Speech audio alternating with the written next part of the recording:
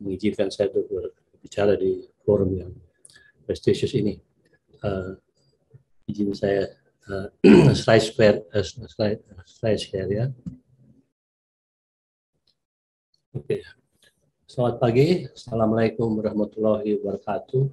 Salam sejahtera bagi kita semua. Pada pagi hari ini tugas saya adalah menyampaikan beberapa hal tentang diabetic food.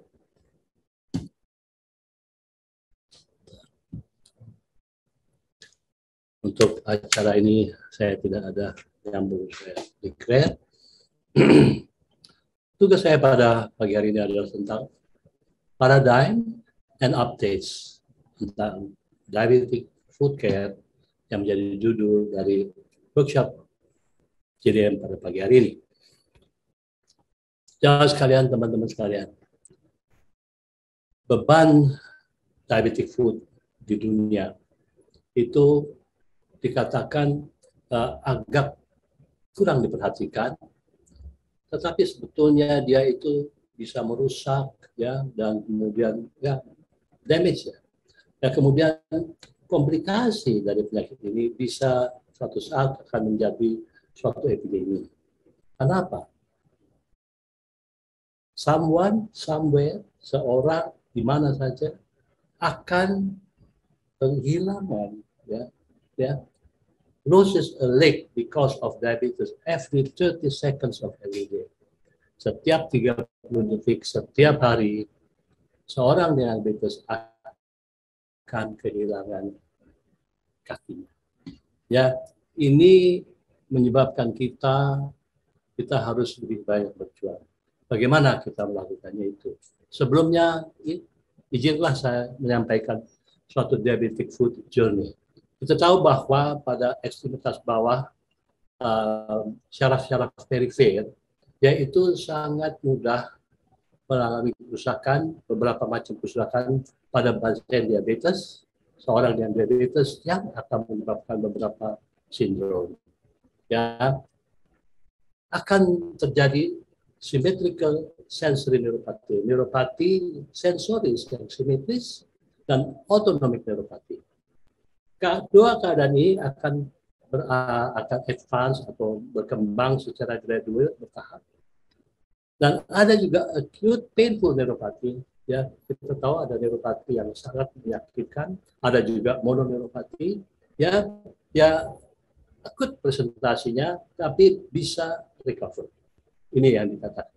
Nah, selain daripada itu kita tahu bahwa iskemi adalah pada tungkai akan terjadi peripheral artery disease, dan itu juga menjadi beban ya dan peran yang penting pada terjadinya diabetic foot, apalagi dengan adanya peningkatan proses aterosklerosis, dan itu akan memperberat akibat daripada diabetic foot. Saudara sekalian, kita tahu bahwa diabetes itu ya terutama kalau pada kaki ya membuat suatu mengakibatkan below the knee disease yang diffuse. Ya kita sensory dan arterial ya. Nah, dikatakan bahwa lifetime risk terjadinya diabetic foot ulcer itu antara 19% sampai 34%, cukup besar. Dari selama hidupnya diabetes, maka angka kejadian kemungkinan terjadi diabetes foot ulcer, luka diabetes itu antara 19 sampai 34%. Ya. Kemudian yang perlu diperhatikan adalah kalau sudah pernah luka, maka recurrence ya, kekambuhannya setelah penyembuhan, maka 40%, kira-kira 40% ya akan dalam 1 tahun setelah penyembuhan itu bisa kambuh.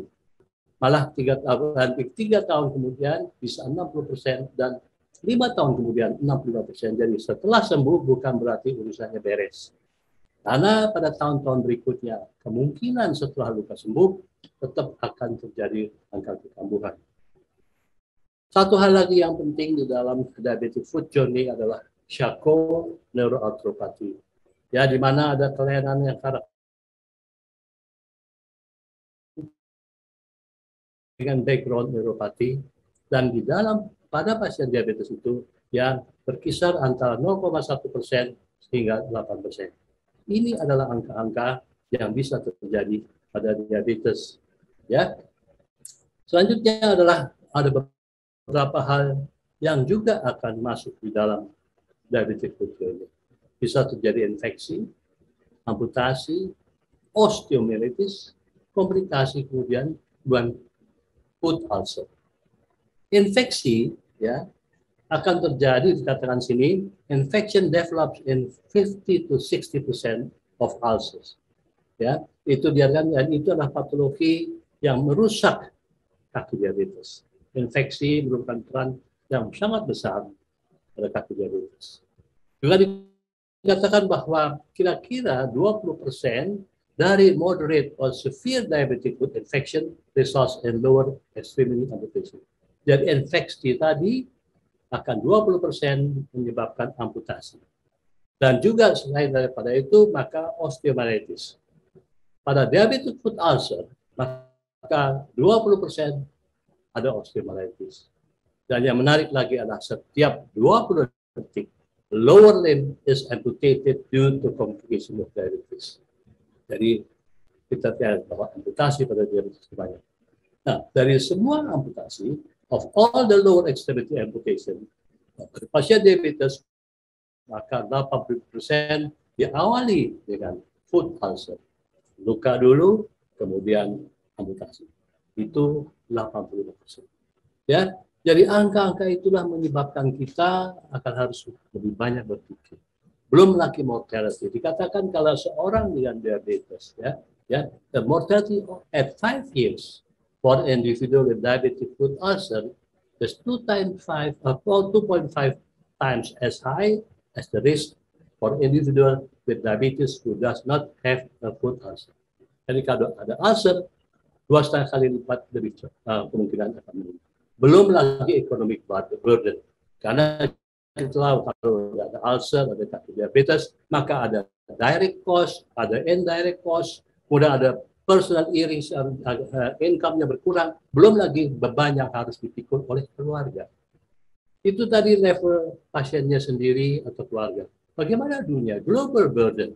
Kita tahu pada pasien diabetic foot itu bisa terjadi disability, kecacatan, dan juga akan menurunkan quality of life, dan pada akhirnya juga akan menjadi public health problem. Ya, jadi kita lihat dari individual, global, dan public, semua akan berpengaruh oleh diabetic foot ini. Ada beberapa angka tentang diabetic foot ulcer.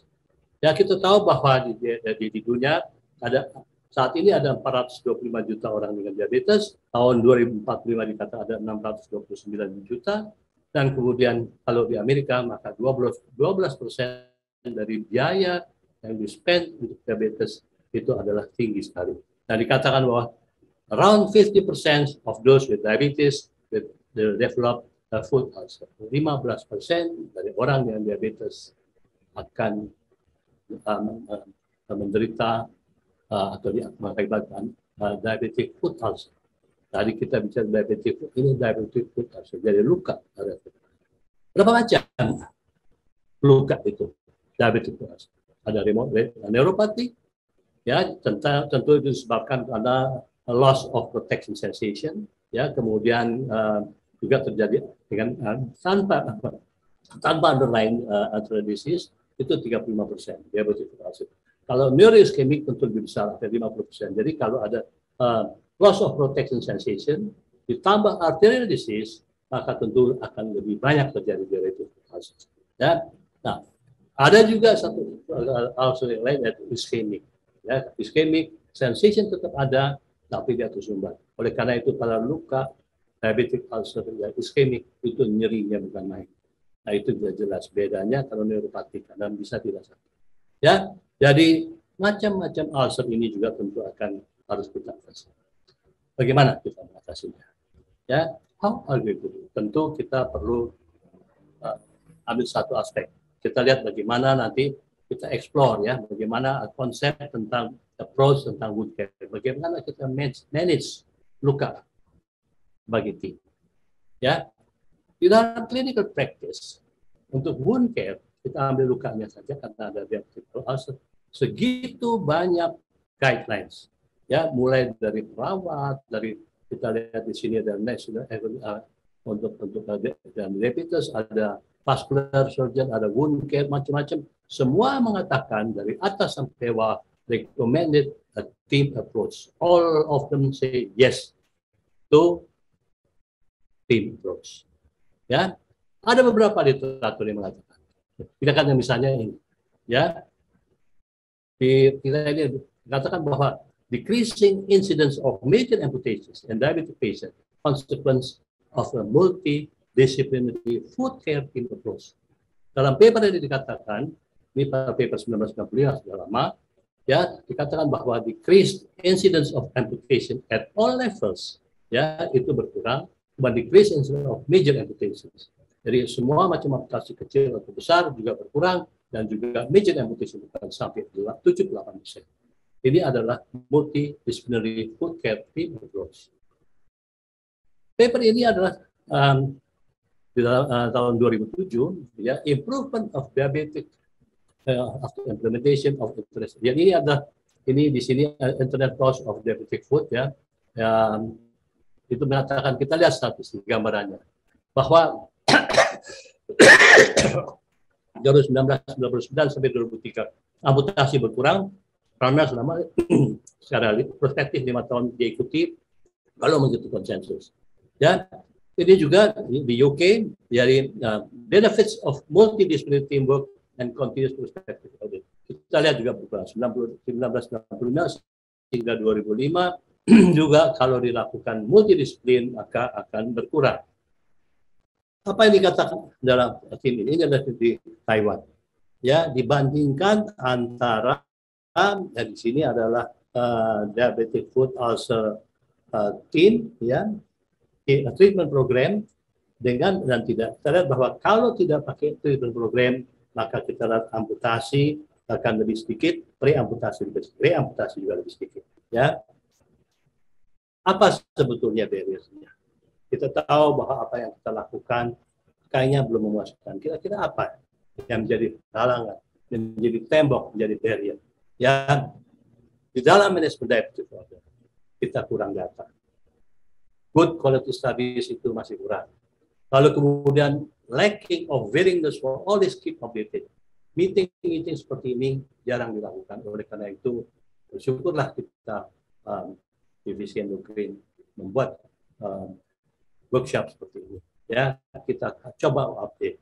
Kemudian yang kita lihat bahwa kurang ada willingness, ya, untuk melakukan kerjanya penanganan diabetes ulcer secara tim. Ya, nah, kenapa itu? Rasanya ego kita terlalu besar.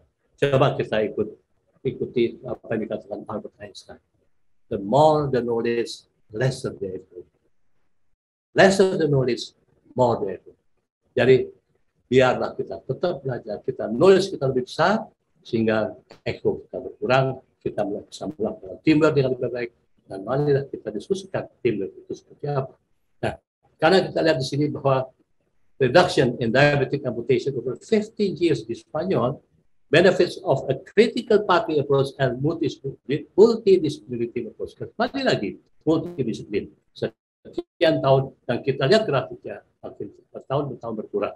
Ya, begitu juga di dalam penelitian ini, trends in the area of lower limb amputation, kita bicara amputasi, maka dikatakan juga multidisciplinary diabetic unit.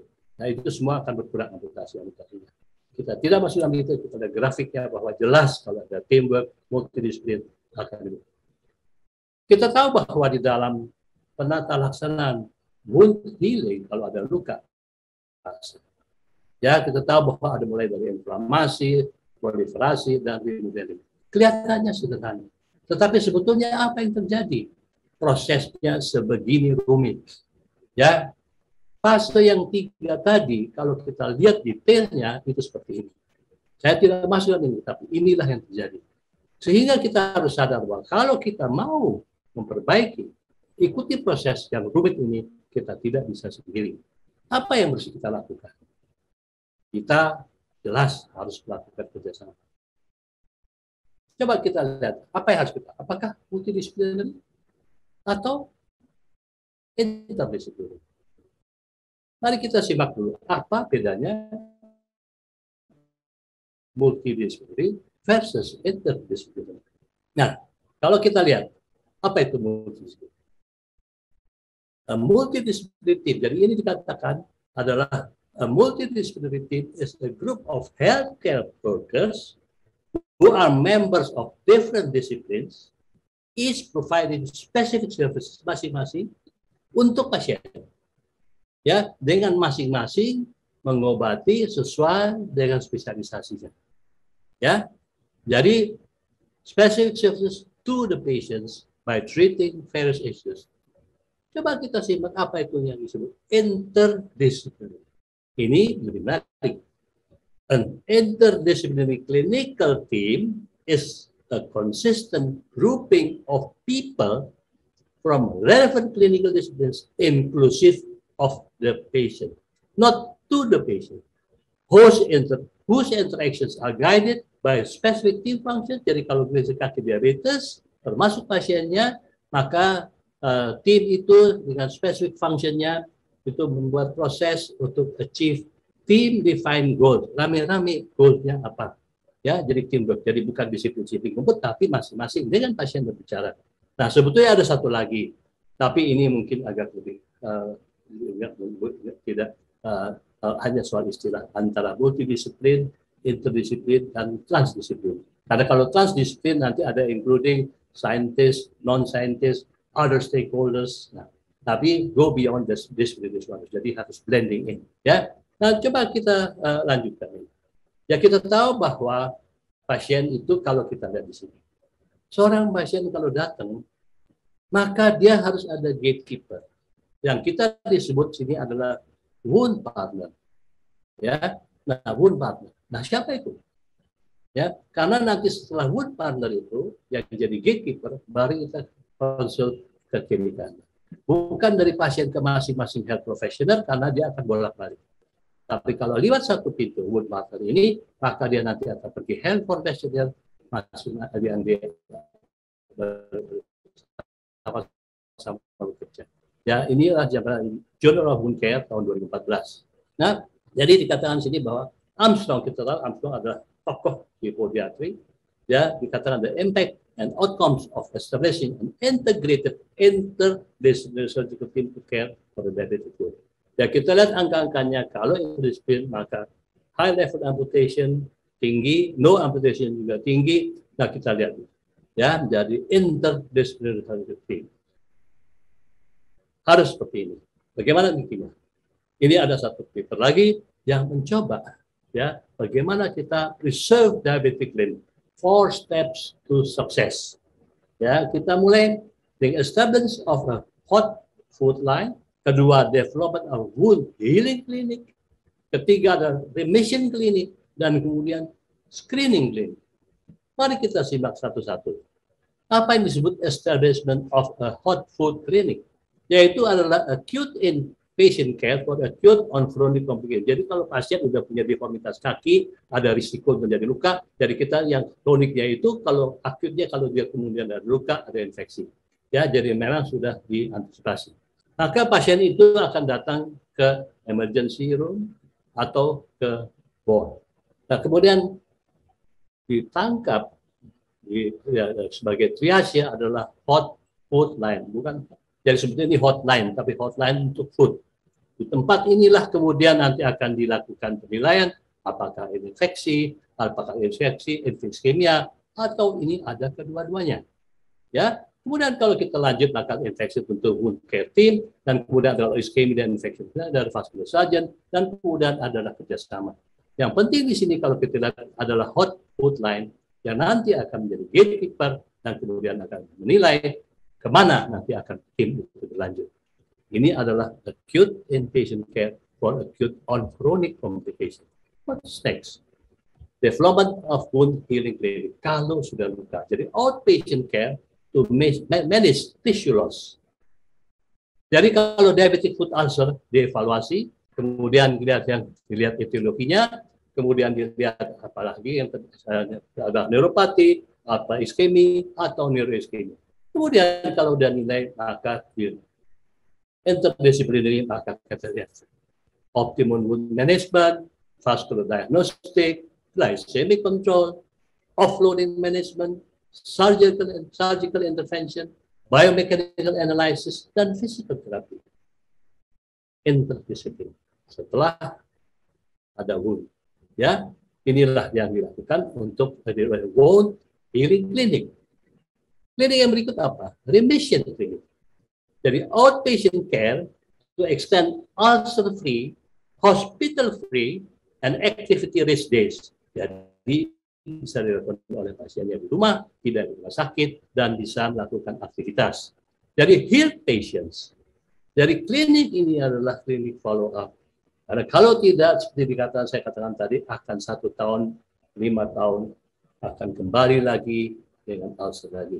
Dari healed patients, pergi ke remission klinik. Klinik itu juga cuman ada kotak-kotaknya, ya. Kemudian dilihat individualized patient self-care and monitoring, kemudian home-based monitoring program, dan apa yang dilakukan bersama, dan optimum diabetes management, tetap diabetes management, physical therapy masuk situ, reconstructive surgery bisa dilakukan, special food care disiapkan, dan juga dianalisis medical analysis untuk diusahakan food care, dan tentu bagaimana physical therapy.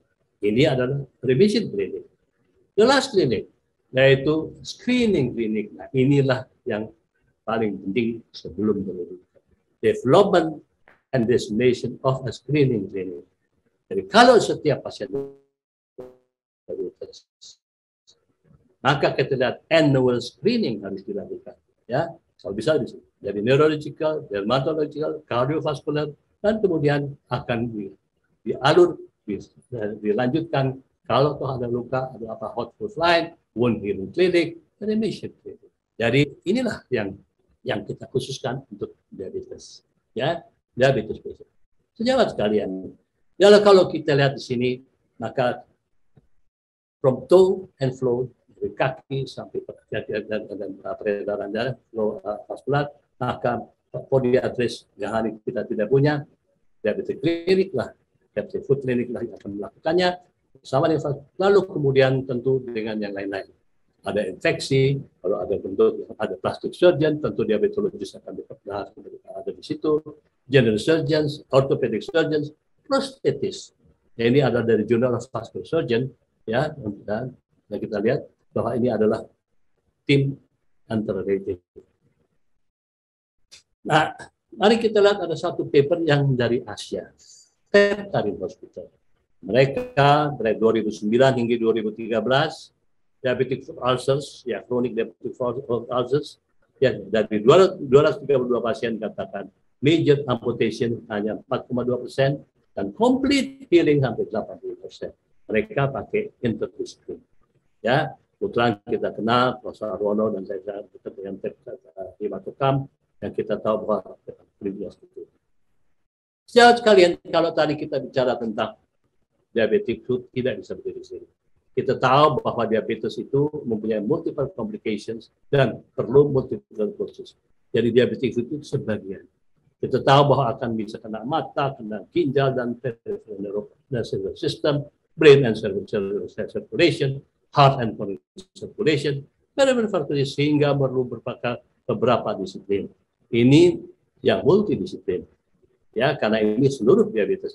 Ophthalmologis, nephrologis, neurologis, podiatris, kalau ada neurologis, neurosurgeon, psychiatrist, cardiologis, cardiac surgeon. Nah, tim inilah. Jadi sejauh sekalian kita tahu bahwa diabetes itu tidak mudah dikerjakan, tapi kemudian harus kita tim. Nah, kalau untuk luka sendiri, kalau kita lihat, maka kalau scattered seperti ini tidak bisa bekerjasama. Oleh karena itu, pasien berharap bahwa kita bisa bekerja sama untuk managing wound as a team. Kita bicara wound. Ya, jadi pasien in the center, kita kerjasama dengan semua disiplin yang bisa membuat hasil yang bagus untuk quality of life dan outcome untuk pasien ini. Tapi sejauh sekalian kita tahu bahwa sebagai healthcare professionals, maka kita tahu bahwa beyond glycemic control, Tadi kita bicara, kita tahu bahwa diabetes tidak mudah dikontrolnya, segitu banyak penyebabnya. Jadi kita lihat beta cell centric aggregation 11 penyebab untuk hiperglikemi, susah melukai itu.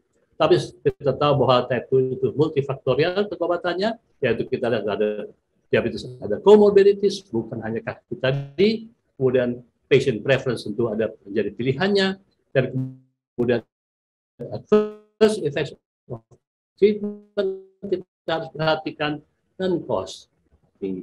Kalau interdisiplin coba kita bisa atasi. Jadi sejauh sekalian kita lihat bahwa kita perlu interdisiplin. Kapan multidisiplin, kapan itu.